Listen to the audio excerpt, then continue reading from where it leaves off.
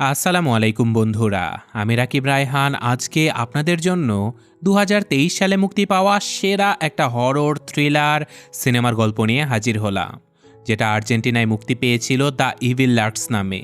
সবথেকে আফসোসের ব্যাপার হচ্ছে এত ভয়ঙ্কর গল্প সমৃদ্ধ সিনেমাটার ব্যাপারে অনেক কম মানুষ জানে। আসলে সিনেমাটা এমনভাবে তৈরি করা হয়েছে যে এখানে কোনো ভূত প্রেত না দেখালেও সামান্য একটু ছায়া, মানুষজনের এক্সপ্রেশন, গাছপালা, রাস্তাঘাট এই সব কিছু দেখেও আপনার ভয় লাগা শুরু হয়ে যাবে। তো এই সিনেমাটা টেক প্লেস করে এমন একটা সময়ে যখন পৃথিবী তার শেষ সময়ে পৌঁছে গিয়েছিল। ধর্মকর্ম সব বিলুপ্ত হয়ে গিয়েছিল, আর পৃথিবীকে সম্পূর্ণভাবে ধ্বংস করার জন্য শয়তান পৃথিবীতে জন্ম নিতে চলেছিল। যেই শয়তানকে না তো মেরে ফেলা সম্ভব, না তার কাছ থেকে পালিয়ে বাঁচা সম্ভব। কেবলমাত্র সীমিত সময়ের জন্য শয়তানের জন্মগ্রহণ করা আটকানো সম্ভব ছিল, কিন্তু আর্জেন্টিনার দুই ভাই যখন জঙ্গলের ভেতরে একটা অর্ধেক কেটে ফেলা লাশ খুঁজে পায়, তখন থেকে শুরু হয় শয়তানের ভয়ঙ্কর কারিশমা। তো চলুন এই ইউনিক কনসেপ্টের গল্পটা শুরু করা যাক। গল্পের শুরুতে আমরা পিয়েত্রো এবং জিমি নামের দুই ভাইকে দেখতে পাই, যারা রাতের বেলা তাদের বাড়ির আশেপাশে কোথাও থেকে বেশ কয়েকটা বন্দুকের গুলির আওয়াজ শুনতে পায়। তারা বুঝতে পারে যে এটা কোনো শিকারীর বন্দুকের আওয়াজ ছিল না, কারণ গুলিগুলো করা হচ্ছিল পিস্তল থেকে, কিন্তু শিকারীরা ইউজ করত বড় বড় ওয়ান শট গান বন্দুক।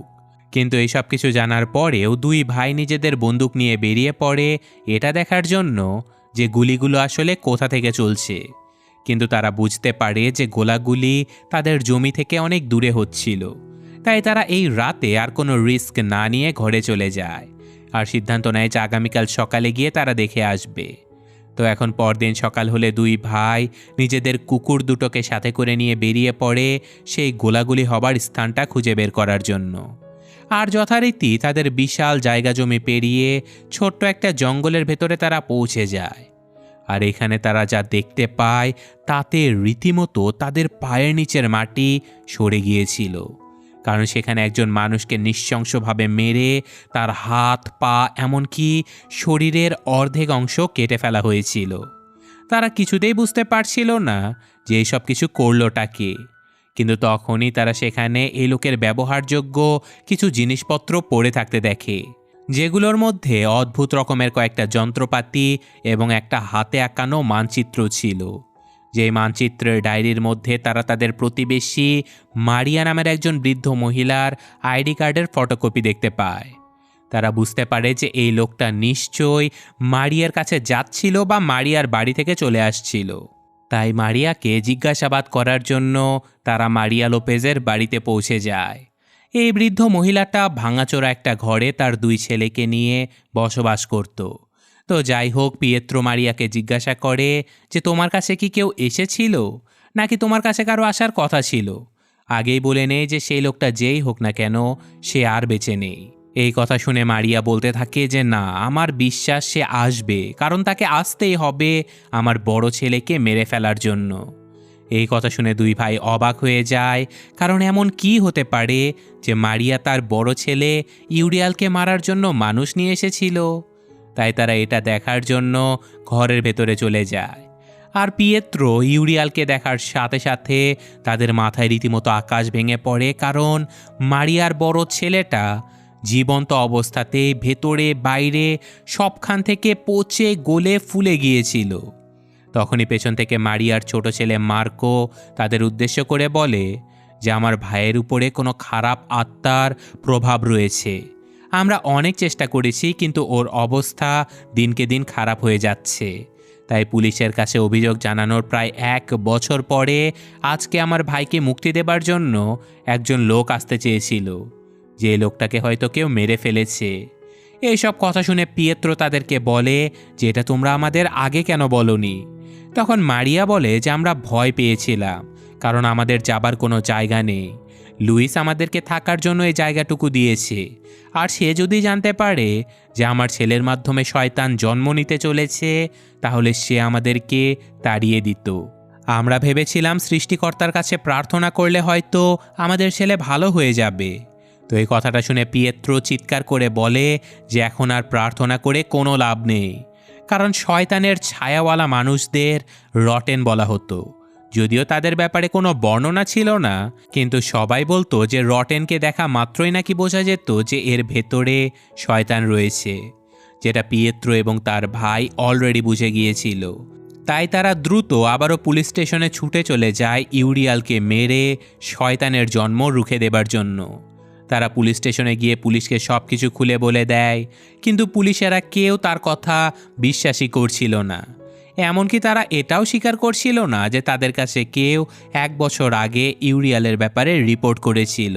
পিয়েত্রো তাদেরকে বলে যে তোমাদের পাঠানো ক্লিনার যে কিনা ইউরিয়ালকে মারতে গিয়েছিল তাকে কেউ মেরে ফেলেছে, অন্তত তার লাশটা দেখার জন্য আমাদের সাথে চলো। কিন্তু পুলিশেরা বলে যে দেখো, এই সব কিছুর জন্য আমাদের আলাদা প্রোটোকল রয়েছে, তুমি অভিযোগ দায়ের করে চলে যাও, আমরা বাকিটা দেখে নেব। পিয়েত্রো পুলিশ অফিসারদের অনেকভাবে বোঝানোর চেষ্টা করে যে সত্যি সত্যি তাদের গ্রামে রটেন রয়েছে যাকে না মারলে শয়তানের জন্ম হয়ে যাবে। কিন্তু পুলিশেরা এর আগেও অনেকগুলো রটেনের রিপোর্ট পেয়েছিল, যার সবগুলোই ছিল ভুয়া। আর তাছাড়াও কেউ যেহেতু রটেনকে সরাসরি দেখেনি, তাই যে কাউকে রটেন বলা ছিল এক ধরনের আন্দাজ।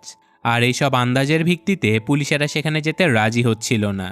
তাছাড়াও পুলিশেরা ভাবতেই পারছিল না যে পৃথিবীর এক কোনায় ছোট্ট এই গ্রামে বসবাস করে যেখানে মাত্র 3টে পরিবার, সেখানে কিভাবে শয়তানের জন্ম হতে পারে। শয়তান যদি পৃথিবীকে ধ্বংস করতেই চায় তাহলে নিশ্চয়ই বড় কোনো শহরে জন্মগ্রহণ করবে। পুলিশদের এমন কথাবার্তা শুনে 2 ভাই চলে আসে লুইস নামের সেই লোকটার কাছে যে কিনা তার জায়গাতে মারিয়াকে থাকতে দিয়েছিল। লুইস রটেনের কথা শুনেই বিশ্বাস করে ফেলে, কারণ মাসখানেক আগে তার 4টে কুকুর একসাথে মারা গিয়েছিল। আর তারা জানতো যে শয়তান সবার আগে পশু পাখিকে বশ করে নিতে পারত। অর্থাৎ লুইস বুঝে যায় যে তার কুকুরগুলোকে সেই শয়তান বশ করে মেরে ফেলেছে। এখন যেহেতু তাদেরকে সাহায্য করার মতো কেউ ছিল না, তাই বাঁচতে হলে তাদেরকে এই জায়গা ছেড়ে চলে যেতে হতো। কিন্তু লুইস বা পিয়েত্রো কেউই এই জায়গা ছেড়ে যেতে চাচ্ছিল না, কারণ এখানে তাদের অনেক জায়গা জমি ছিল যেখানে তারা গরু ছাগল লালন পালন করে নিজেদের জীবনযাপন করত। তো এখান থেকে চলে গেলে তারা করবে কি, খাবে কিভাবে? এইসব কথাবার্তা শেষ করে লুইস যখন রাতের বেলা খাবার খেতে বসেছিল, তখনই তার মাথা রীতিমতো নষ্ট হয়ে যায়। সে তার বন্দুক নিয়ে সোজা মারিয়ার বাড়িতে চলে যায় তার ছেলেকে মেরে ফেলার জন্য, কারণ সে তার পরিবার এবং জায়গা জমিগুলোকে বাঁচাতে যাচ্ছিল। কিন্তু সেখানে যাবার সাথে সাথে মারিয়া লুইসের কাছে অনুরোধ করতে থাকে যেন সে ইউরিয়ালকে মারতে বন্দুকের ব্যবহার না করে, কারণ এতে করে শয়তান তাকে বশ করে তার পুরো পরিবারকে ধ্বংস করে দেবে।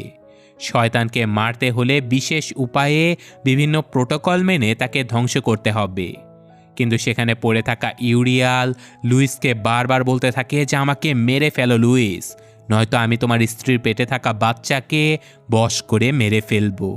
এইসব কথা শুনে লুইস রীতিমতো পাগল হয়ে যায়। সে বাড়িতে ফিরে এসে তার স্ত্রী এবং সেই 2 ভাইয়ের কাছে অঝরে কান্না করতে থাকে। সে বলতে থাকে যে ইউরিয়াল এই পুরো জায়গাটা দূষিত করে ফেলেছে। ও ভাবে যে ও আমাদের সাথে যে কোনো কিছু করতে পারবে, আর আমরা ওকে মারতেও পারবো না, কারণ এতে শয়তান জন্ম নিয়ে নেবে। আর ওকে এভাবে রাখতেও পারবো না, কারণ এতে ধীরে ধীরে ও সবাইকে বশ করে মেরে ফেলবে। কিন্তু তারা সবাই মিলে সিদ্ধান্ত নেয় যে ইউরিয়ালকে এই জায়গা থেকে অনেক দূরে কোথাও ফেলে দিয়ে আসবে। তো যেই ভাবা সেই কাজ, তারা একটা চাদরে মুড়িয়ে ইউরিয়ালকে এখান থেকে নিয়ে যাবার চেষ্টা করে, কিন্তু চাদরটাই ছিঁড়ে যায়। তারপর তারা একটা কম্বলে মুড়িয়ে ইউরিয়ালকে নিজেদের গাড়িতে তুলে ফেলে। তারা ভেবেছিল যে রটেনকে দূরে ফেলে দিলে হয়তো তারা বিপদ থেকে বাঁচতে পারবে, কিন্তু সাময়িকভাবে তারা বাঁচতে পারলেও রটেনের ভেতর থেকে শয়তান বেরিয়ে আসলে আলটিমেটলি তারা সহ পুরো পৃথিবী ধ্বংস হয়ে যাবে। তো যাই হোক, এত কিছু না ভেবে তারা ইউরিয়ালকে নিয়ে প্রায় 300 কিলোমিটার দূরে চলে যায়। আর তখনই তাদের গাড়ির সামনে একটা বাচ্চা ছেলে চলে আসে, যার কারণে গাড়ি সামান্য নিয়ন্ত্রণ হারিয়ে ফেললেও তারা আরও প্রায় 100 কিলোমিটার দূরে যাবার পরে তারা সিদ্ধান্ত নেয় ইউরিয়ালকে এই ব্রিজ থেকে নিচে ফেলে দেবে। কিন্তু তখনই তারা দেখতে পায় যে তাদের গাড়িতে ইউরিয়াল ছিলই না, তারা বুঝতে পারে যে বাচ্চাটা যখন তাদের গাড়ির সামনে পড়েছিল তখন হয়তো ইউরিয়াল গাড়ি থেকে পড়ে গেছে। তারা সিদ্ধান্ত নেয় যে ইউরিয়াল যদি পড়ে যায় তবুও সে তাদের বাড়ি থেকে ৩০০ কিলোমিটার দূরে পড়েছে। সুতরাং রটেনের টেনশন ছেড়ে দিয়ে তারা বাড়িতে ফেরার সিদ্ধান্ত নেয়। আর সেদিন সন্ধে হতে হতে তারা বাড়িতে পৌঁছেও যায়। কিন্তু বাড়িতে ফিরে এলেও তাদের এই গ্রামের পরিবেশ যেন সেদিন থেকেই পরিবর্তন হয়ে যেতে থাকে। রাতের বেলা ভয়ঙ্কর ঝড় তুফান আসতে থাকে, যেটা নির্দেশ করে যে শয়তানের অংশ এখনও এই গ্রামে রয়ে গেছে। তো এখন পরদিন সকালে লুইসের স্ত্রী চিৎকার করে লুইসকে ডাকতে থাকে, কারণ তাদের একটা ছাগল নাকি শয়তানের বশ হয়ে গেছে। লুইস দ্রুত সেখানে ছুটে এসে বুঝতে পারে যে হ্যাঁ, একটা ছাগল সম্পূর্ণভাবে শয়তানের কন্ট্রোলে চলে গেছে। তাই সে রেগেমেগে নিজের বন্দুকটা নিয়ে ছুটে আসে আর একটা ফাঁকা গুলিও চালায়। আর গুলির শব্দে সবগুলো ছাগল পালিয়ে গেলেও একটা মাত্র ছাগল তার দিকে চোখে চোখ রেখে তাকিয়ে থাকে। লুইস রেগেমেগে ছাগলটার দিকে বন্দুক তাক করে ধরে, কিন্তু পেছন থেকে তার স্ত্রী বারবার তাকে বলতে থাকে যে না, প্লিজ তুমি শয়তানকে বন্দুক দিয়ে মেরো না, এতে করে সব ধ্বংস হয়ে যাবে। কিন্তু তখন ছাগলটা রীতিমতো লুইসের বন্দুকের নলে মাথা দিয়ে যেন বলে ওঠে, সাহস থাকে তো মেরে দেখ আমাকে। সাথে সাথে লুইস গুলি করে ছাগলটাকে মেরে ফেলে। আর তখনই পেছন থেকে লুইসের স্ত্রী কুঠার দিয়ে প্রথমে লুইসকে এবং পরে নিজের মাথায় আঘাত করতে থাকে যতক্ষণ না সে মৃত্যুবরণ করে। আসলে শয়তানকে কন্ট্রোলে রাখার জন্য 7টা নিয়ম মেনে চলতে হয়, যার মধ্যে একটা নিয়ম ছিল যে শয়তানকে মারতে বা তাড়াতে কখনোই বন্দুক ব্যবহার করা যাবে না। বাকি নিয়মগুলো গল্পের মাঝে আপনারা জেনে যাবেন। আসলে ছাগলটাকে মারার সাথে সাথে সেখান থেকে শয়তান বেরিয়ে লুইসের স্ত্রীকে বশ করে নিয়েছিল। তো যাই হোক, সেদিন রাতে প্রচণ্ড চিন্তিত অবস্থায় পিয়েত্রো এবং জিমি যখন বসেছিল, তখন জিমি খেয়াল করে যে তাদের ঘরের ছায়াগুলো একা একাই নড়াচড়া করছে। এটা ছিল শয়তানের আগমনের একটা লক্ষণ। আর তখনই তাদের বাড়িতে মারিয়ার ছোট ছেলে মার্কো চলে আসে। সে কান্না করতে করতে বলে যে আমার মা হঠাৎ করে গায়েব হয়ে গেছে। আমি লুইসের কাছে গিয়েছিলাম, গিয়ে দেখি যে লুইস আর তার স্ত্রী মরে পড়ে আছে। আমার যাওয়ার মতো আর কোনো জায়গা নেই, আমাকে একটু থাকার জায়গা দাও, আমার অনেক ভয় করছে। তোমরা ইউরিয়ালকে এখান থেকে নিয়ে গিয়ে বিশাল বড় ভুল করে ফেলেছো। তো যাই হোক, এইসব কথা শুনে পিয়েত্রো এই ছেলেটাকে নিজেদের গোয়াল ঘরে থাকার জন্য বলে দেয়। কিন্তু এই ছেলেটার কাছে একটা পিস্তল ছিল, যেটা তারা নিজেদের কাছে রেখে দেয়। আর মার্কো এখান থেকে যাবার সময় তাদেরকে বলে দেয় যে দেখো, যাই করো না কেন, আলোর ব্যবহার কমিয়ে দাও, কারণ আলো থেকে যে ছায়া তৈরি হয় সেটা শয়তানকে আকর্ষিত করে। এইসব কথা শুনে দুই ভাই সেদিন রাতেই সিদ্ধান্ত নেয় যে তারা এই জায়গাতে আর থাকবে না। নিজেদেরকে বাঁচাতে হলে এই জায়গা ছেড়ে চলে যেতেই হবে। তাই পরদিন তারা নিজেদের জায়গা জমি, গরু, ছাগল সব কিছুর মায়া ত্যাগ করে গাড়ি নিয়ে বেরিয়ে পড়ে শহরে যাবার উদ্দেশ্যে। তো যথারীতি কিছু দূর গিয়ে পিয়েত্রো জিমিকে পাঠিয়ে দেয় তার মাকে নেবার জন্য, আর সে চলে যায় তার প্রাক্তন স্ত্রী এবং সন্তানদেরকে নেবার জন্য। পিয়েত্রো সরাসরি তাদেরকে প্রস্তুত হতে বলে এই শহর থেকে দূরে কোথাও যাবার জন্য, কারণ এই শহরে অলরেডি শয়তানের ছায়া পড়ে গেছে। কিন্তু পিয়েত্রোর স্ত্রী সাবরিনা এবং তার বর্তমান স্বামী লিওনার্দো তাদের এইসব কথা কিছুই বিশ্বাস করছিল না। স্বাভাবিকভাবে তারা এইসব শয়তান, রটেন এসব কিছুর ব্যাপারে জানলেও তারা এটা বিশ্বাসই করতে পারছিল না যে শয়তান ছোট্ট এই শহরে জন্ম নিতে পারে। আর তাছাড়াও এর আগে যেহেতু কেউ কখনো এইসব রটেনকে সরাসরি দেখেনি, তাই তারা মনে করেছিল যে এইসব কিছু পিয়েত্রোর মনের ভুল ধারণা, সে হয়তো পাগল হয়ে গেছে। তাই তারা কেউ পিয়েত্রোর সাথে যেতে রাজি তো হচ্ছিলই না। উল্টে লিওনার্দো পিয়েত্রোকে বাড়ি থেকে বের করার জন্য পুলিশকে ফোন দিতে থাকে। কিন্তু এদিকে আবার পিয়েত্রো নিজের জামা কাপড় খুলে সেগুলোকে পুড়িয়ে দিতে থাকে শয়তানের ছায়া থেকে মুক্তি পাবার জন্য। কিন্তু দুর্ভাগ্যবশত এই বাড়ির কুকুরটা পিয়েত্রোর জামা শুকেছিল বলে শয়তান কুকুরটাকে বশ করে ফেলে। আর মুহূর্তের মধ্যেই সেই কুকুরটা পিয়েত্রোর বাচ্চা মেয়ে ভিকির উপরে প্রাণঘাতী হামলা করে দেয়। তারা যতক্ষণে বাচ্চাটাকে বাঁচাতে গিয়েছিল ততক্ষণে কুকুরটা ভিকিকে নিয়ে ঘর থেকে বাইরে চলে যায়। লিওনার্দো এবং পিয়েত্রো দুজনেই বাইরে চলে যায় তাদের মেয়েকে খুঁজে বের করার জন্য, কিন্তু কুকুরটা যেন চোখের পলকে সেখান থেকে গায়েব হয়ে যায়। তাই ঘরে ফিরে এসে লিওনার্দো নিজের বন্দুকটা নিয়ে কুকুরটাকে খুঁজতে যেতে থাকে, কিন্তু পিয়েত্রো বারবার তাকে নিষেধ করে যে বন্দুক দিয়ে যেন খবরদার কুকুরের উপরে হামলা না করা হয়। কিন্তু কে শোনে কার কথা? লিওনার্দো তার বন্দুক আর গাড়িটা নিয়ে সেখান থেকে চলে যায়। পিয়েত্রো তাকে আটকানোর চেষ্টা করলেও কোনো লাভ হয় না। কিছুক্ষণ পর পিয়েত্রো গুলি চলার শব্দ শুনতে পায় আর সেখানে গিয়ে দৌড়ে দেখতে পায় যে লিওনার্দো সেই কুকুরটাকে মেরে ফেলেছে। পিয়েত্রো বুঝে যায় যে এখন শয়তান তার পরিবারের উপরে হামলা করবে, তাই সে দ্রুত বাড়িতে চলে যায় তার বাচ্চাদেরকে বাঁচানোর জন্য। আর সেখানে গিয়ে পিয়েত্রো দেখতে পায় যে তার বাচ্চা মেয়েটা একদম অক্ষত অবস্থায় বাড়িতে ফিরে এসেছে।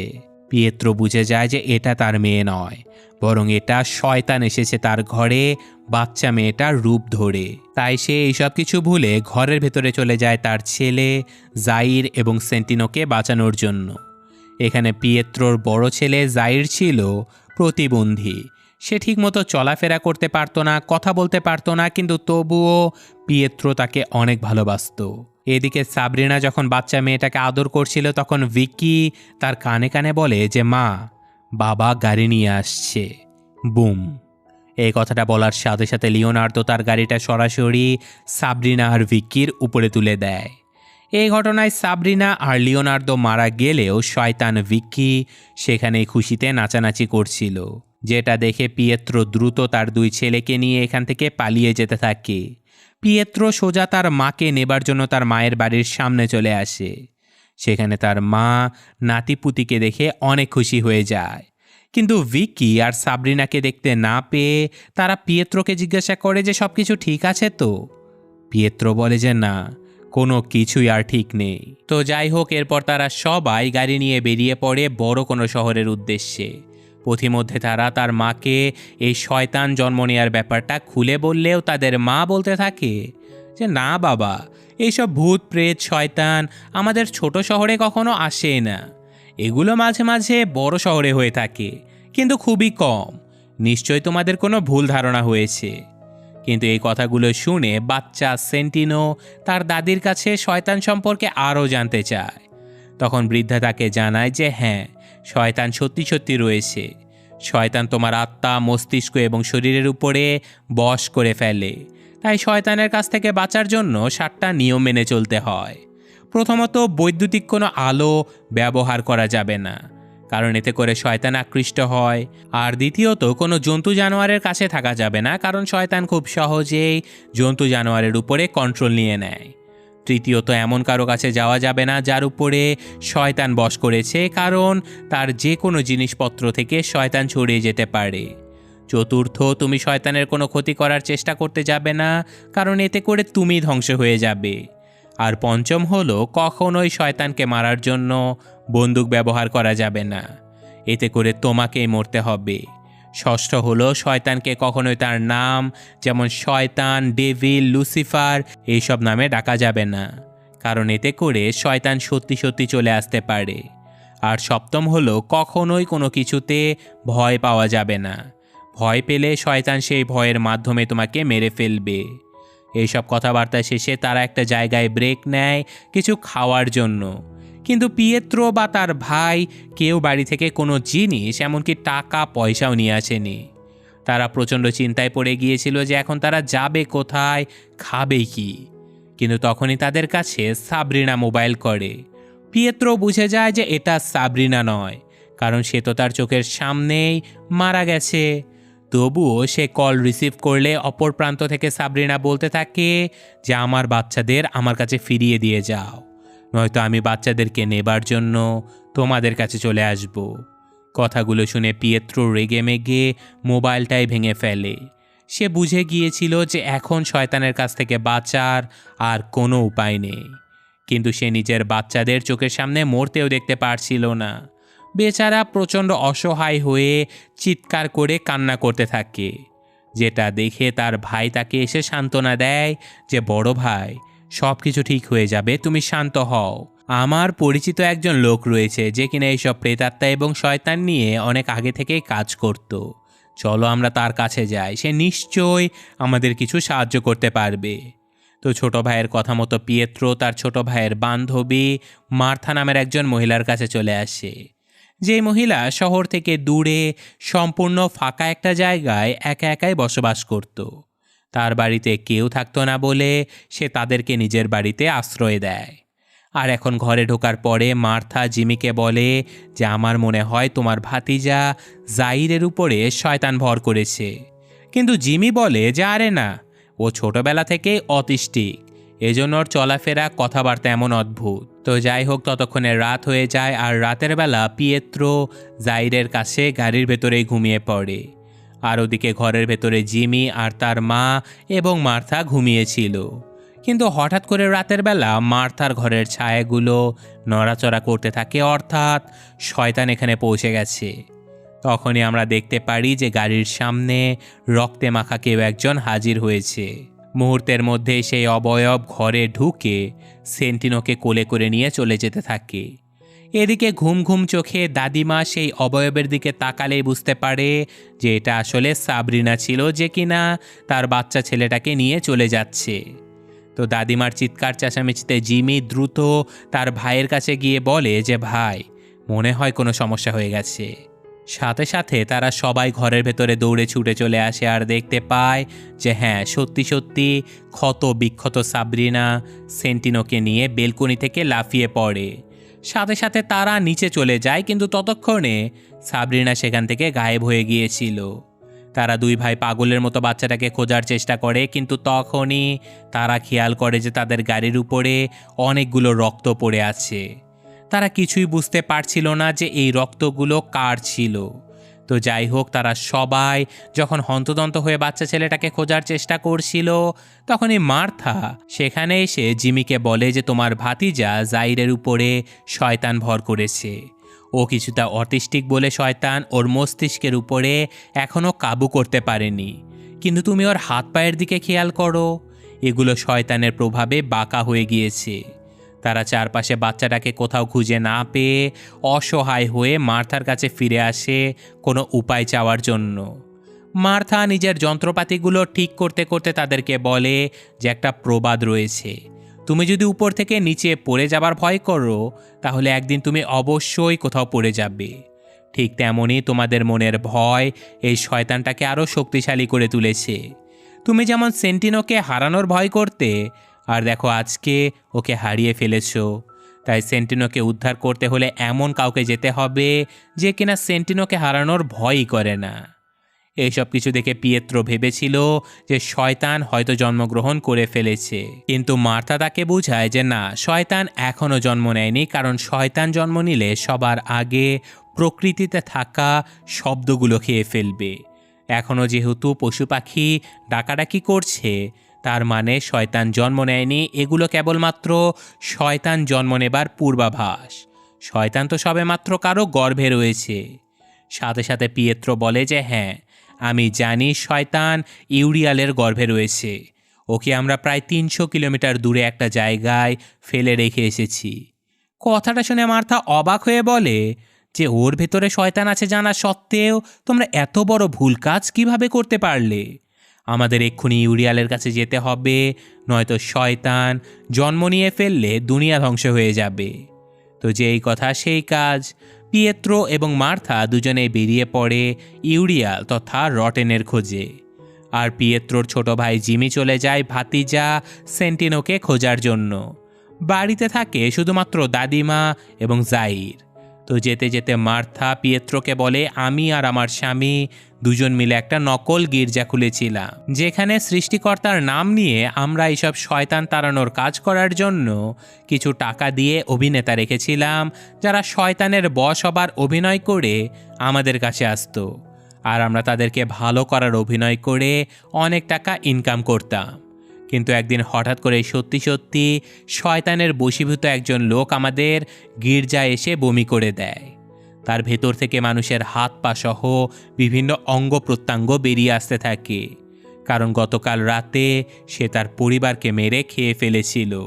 তো এই ঘটনা দেখার পর ধীরে ধীরে মানুষের সৃষ্টিকর্তার উপরে বিশ্বাস উঠে যায় এবং তারা শয়তানকে ভয় করতে থাকে, যার ফলে ধীরে ধীরে পৃথিবী থেকে গির্জাগুলো বন্ধ হয়ে যায়। তারপর হঠাৎ একদিন একজন তান্ত্রিক এসে আমাদের সত্যিকারের শয়তান তাড়ানোর উপায় শিখিয়ে দেয়।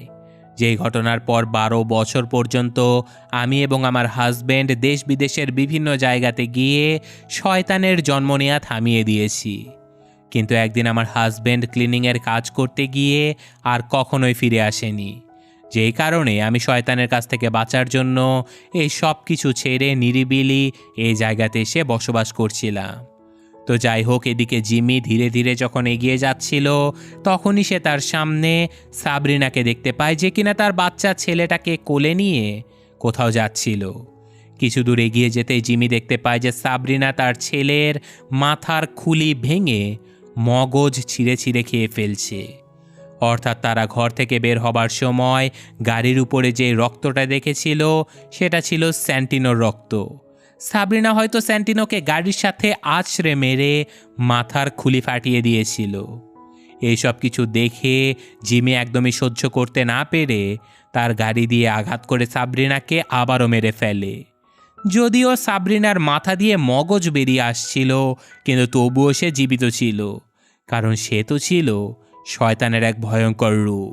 এদিকে বাড়িতে যখন দাদিমা বসেছিল, তখন হঠাৎ করে প্রতিবন্ধী জাইর হেঁটে হেঁটে দাদিমার সামনে এসে তাকে বলে যে আমার অনেক ক্ষুধা পেয়েছে দাদিমা, খাবার কিছু আছে কি? অর্থাৎ শয়তান ততক্ষণে জাইরের উপরে সম্পূর্ণভাবে কন্ট্রোল নিয়ে ফেলেছিল। এদিকে পিয়েত্রো এবং মার্থা সেই জায়গাতে পৌঁছে যায় যেখান থেকে ইউরিয়াল গায়েব হয়ে গিয়েছিল। তারা সেখানে ইউরিয়ালের কম্বলটাও পড়ে থাকতে দেখে।